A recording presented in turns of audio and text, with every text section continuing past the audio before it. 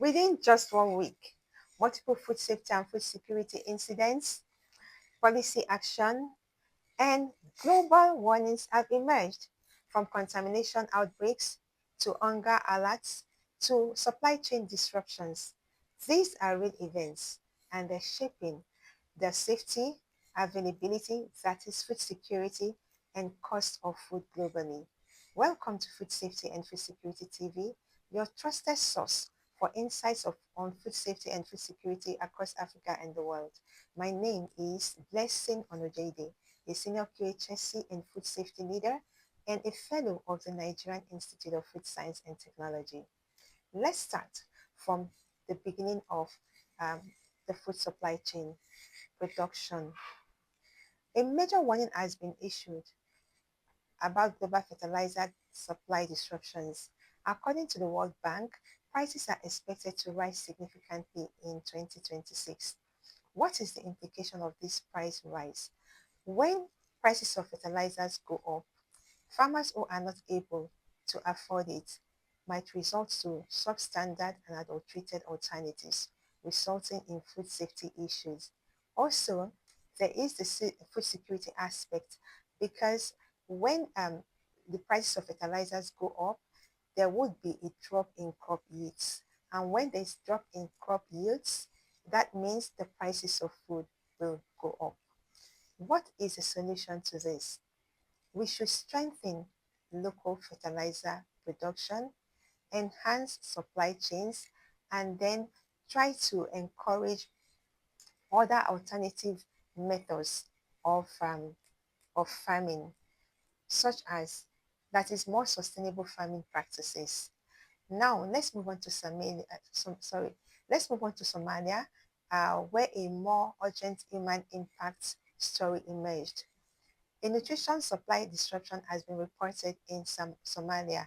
According to the World Food Programme, the cost of therapeutic foods has increased significantly, limiting access for malnourished children. What this means is that more children would not be able to access these life-saving foods, and families may now resort to alternative unsafe foods, and this can be really dire for children who are already malnourished.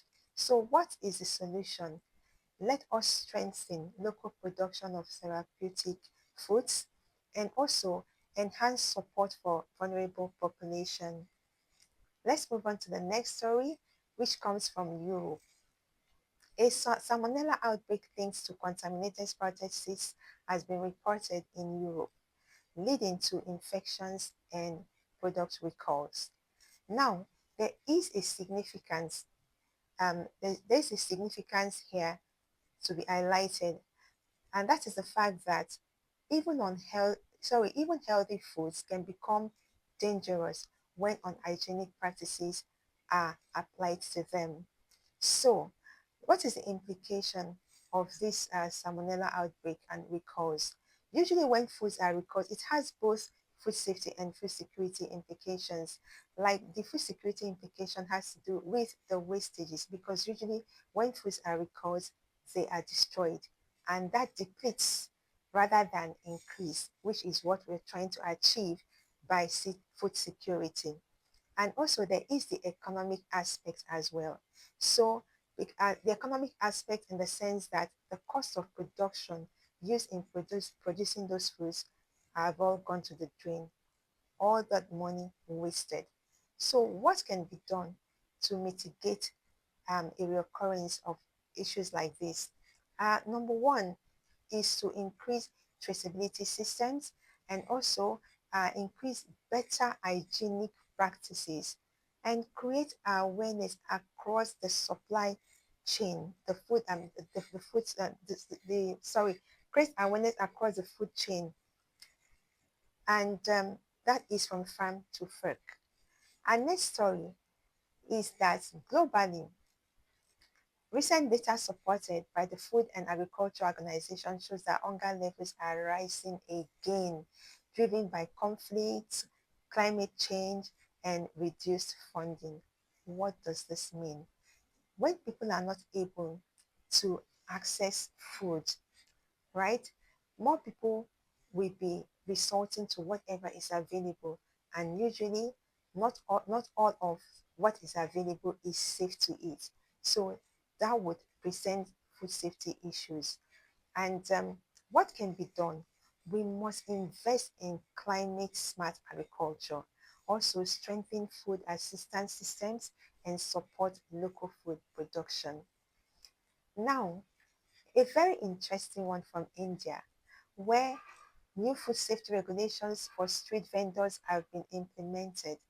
The policy focuses on simplified registration and improved inspection systems. This is very important because millions of people get their daily nutrition from street foods. And I think that nations across the world, especially African nations, should take a cue from India. Like, get these street food vendors, simplify a method of registration for them, not the usual complicated or more sophisticated processes of registration by bigger food businesses. But let's create simple methods for registering food vendors, and then creating awareness, getting them to understand why they should ensure hygienic practices, and what how important their roles are in food safety and food security. I think that would work. Don't you think so? Okay, let's move on to the next story, which is about food safety conferences that were held in two locations last week in Africa. One was held in Egypt, and the other was held in Rwanda.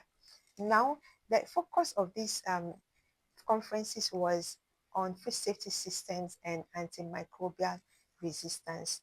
These meetings are very important because usually in conferences like this, um, a community is they produce communiques or policies that policymakers can can can apply in strengthening food safety and food security.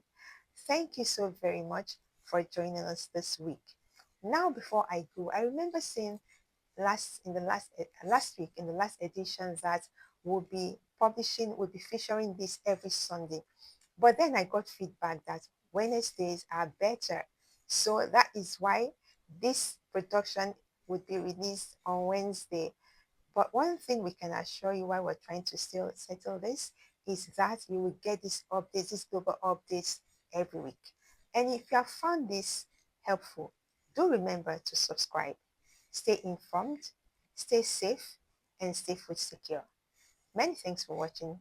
See you next week. Bye bye.